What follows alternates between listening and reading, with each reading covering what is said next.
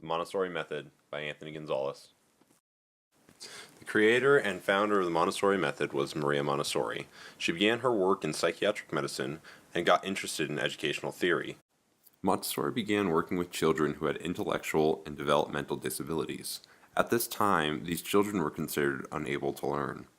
Montessori observed the children after a meal and noticed that they were searching for their breadcrumbs. Montessori believed that they had a desire for these breadcrumbs because they were the only toys available. She believed that they had an innate desire to work with their hands. According to Montessori, the goal of education is to be able to find activities that are so intrinsically meaningful that we want to throw ourselves into them. As defined on IamMontessori.com, Maria Montessori believed that children pass through phases in which, at certain stages throughout their development, they have a predisposition or sensitivity to learning a specific skill. These stages are called sensitive periods. Each sensitivity period describes an age range where a child may become interested in a specific topic and perfect their skills in that topic. Within the Montessori method, there exist 11 sensitivity periods, but 6 are specifically highlighted. The 6 that are highlighted are sensitivity to order, sensitivity to language, sensitivity to walking, sensitivity to social aspects of life, sensitivity to small objects, and sensitivity to learn through senses. There exist direct parallels between traditional growth and developmental psychology and the Montessori sensitive periods.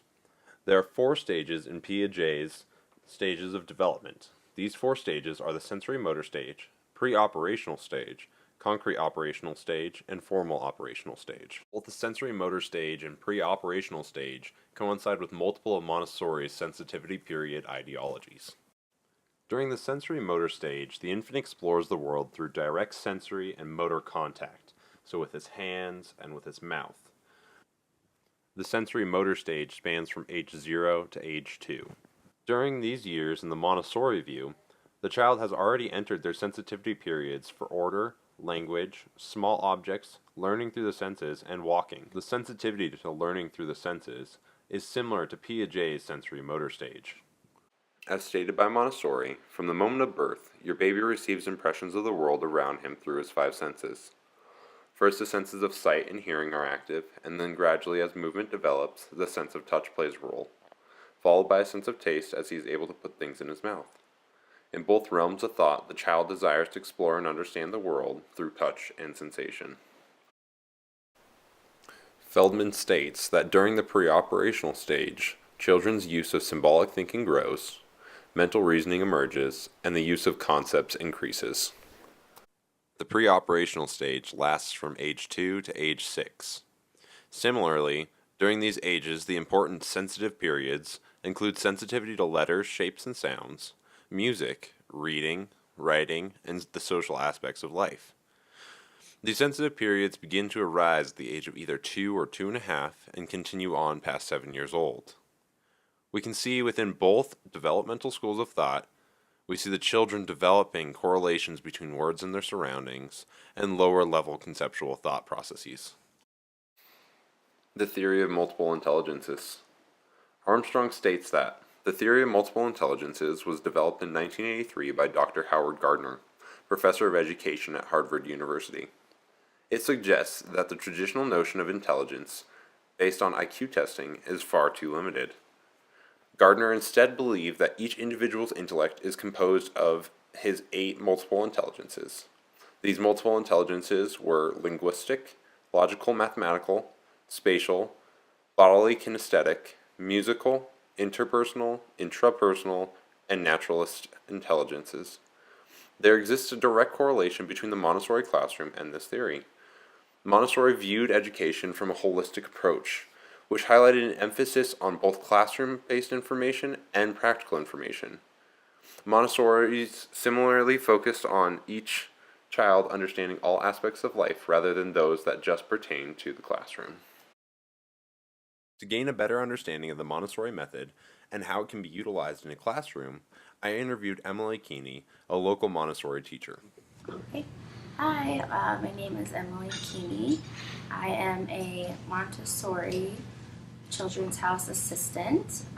Children's House is ages preschool starting at 3 to about 5 or 6 when they're in kindergarten. I've been an assistant for about 5 years. I got my training in 2010, but I've been working at the school for about 13 years and have gone to Montessori school beginning in 4th grade all the way to graduating. In Montessori, there are, well, first of all, when you walk into the classroom, everything will be at eye level for the child and accessible for the child, because we really want the children to be doing things independently, working independently. It's not that we're not going to help the children, but if they can't button their clothes, then we would want to teach them how to do that so they could button their own clothes. And so that's with everything.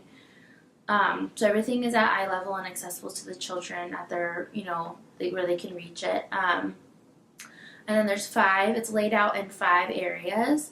There's practical life, which is basically kind of teaching children practical life skills. It's really where the younger child will spend most of their time, because they are just starting to learn to work with their hands and learning the practical life skills that they see at home and adults doing, so that they can kind of do them independently. So there's the practical life area. Then there's sensorial, which is based on learning with your senses. The whole classroom, you're learning, with your senses. But there's a whole area kind of dedicated to that. And so you're learning length and weight and smell, and learning, differences with taste and, touch. Sound. There's a whole area with sound, which then is, all of these areas are then helpful with, math. There's the math, language, and language area, and then cultural, which includes art, and then learning about the world and different cultures, and then learning about the different continents and countries. So that's the kind of the layout, and then in each of these areas there's specific materials that Maria Montessori created for these areas. Advantages of the Montessori Method. A study was done by both the Department of Psychology at the University of Virginia and the Department of Education at the University of Hartford.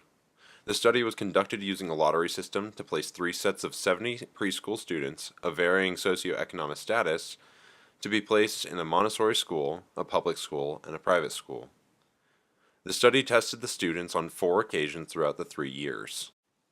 The study assessed the children in 7 areas of learning: academic ability, theory of mind, social problem solving, executive function, mastery orientation, school enjoyment, and creativity.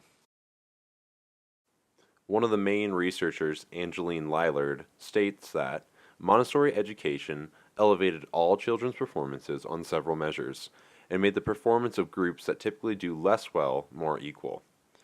Within the study, it was found that the children progressed at an exponential rate in the Montessori schools. Initially, there was no significant difference, but with time, significance was found.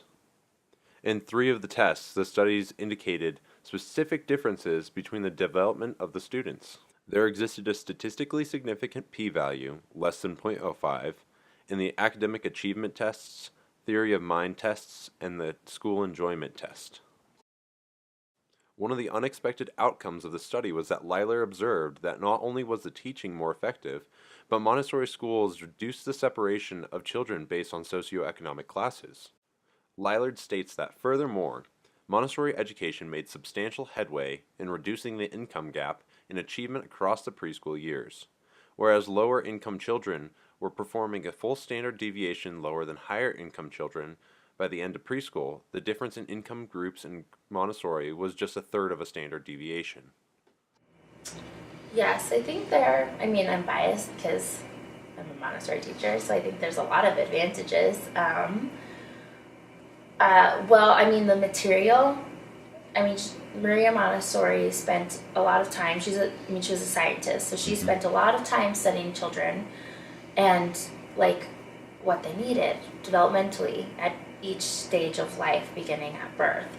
And so I think a huge advantage is the material that was created for each age level. I mean, I know more specifically about the Children's House level, the preschool through kindergarten.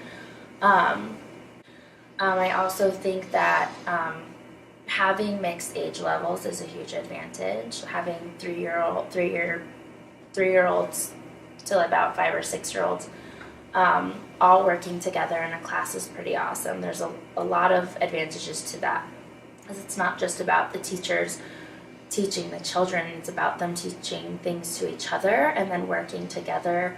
And the older children have a lot to teach the younger ones, but vice versa also.